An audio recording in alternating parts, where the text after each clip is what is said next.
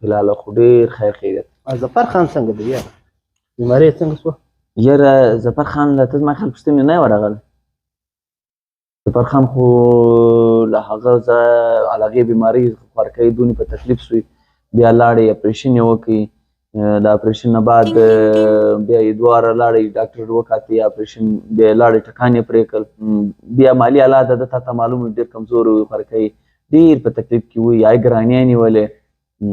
نو خالي هغه له مرګه بچاو دی، نور یې خوند نشته. هغه دا دی چې اوس هغه له ډېر تکلیف د بیمارۍ اوس وتلی دی، اوس کور دی داسې راووځي، اوس دی پر لکړه باندې بچیان خانون د ده کشین دي خوارکۍ ورته د باندې راشي، بیا بېرته کور ته لاړ شي. دا تقریبا دا 2 میاشتې کېږي مسجد تللی خوارکۍ نه دی راغلی. بس دغه مالي حالات یې څه شوی، ګزاره یې کولی، نو بس اپریشن وي څه به وي، ژوند وي تر څه به وي، جوړ څه به وي، بس زه به خدای به صحت ورکړی وي.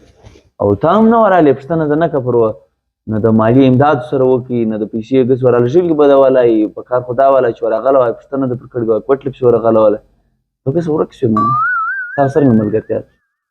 ښه تا زه برابر یم. ظفر خان څنګه دی یار؟ دلته مو واورېدم دی لږ بیمار شوی دی، زه ورغلی هم نه یم، اوس مو برابر دی، صحت یې ښه دی؟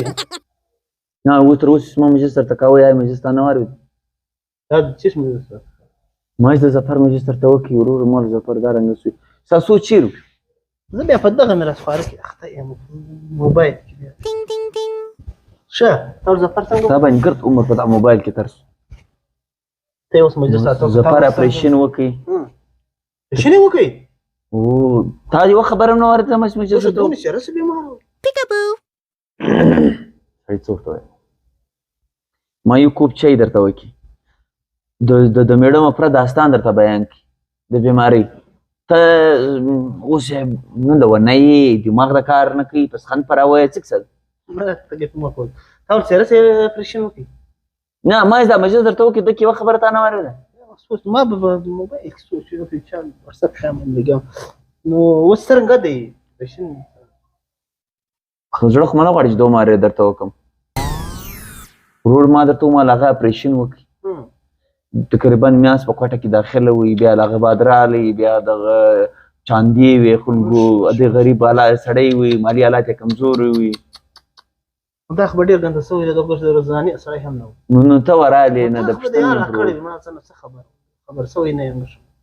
سبا لا کړی وي، څه خیال به مو ورکړي وي، مرسته مو ورسره کړې وي، موږ په ښه نه ورغلو نو بس څوک ورغلي؟ ته لږ له موبایل نه یې خلاص سړی. ته د هغون مجلس مې درته وکړې، ای د نه دې لوېدلی، نو تیا چې د هغې به پوښتنې روانې، تیا چې د هغې په غریبان به حال کوې، تا د غریبان د حال نه سره کېږي.